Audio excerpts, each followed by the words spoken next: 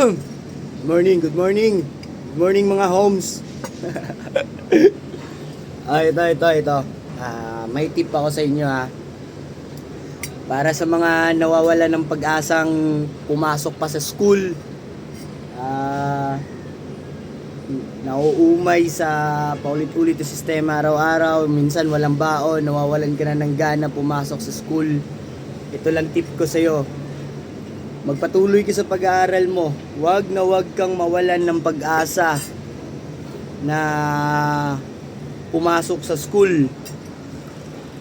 Ito magandang tip para ganahan ka palagi pumasok sa school homes. Pumasok ka sa school dahil maraming chicks sa school. Sa school mo lang makikita yung kumpul-kumpulan na chicks mga homes. Tandaan nyo yan, ay kung nasa bahay ka lang, walang mayayari sa'yo. Pumasok ka.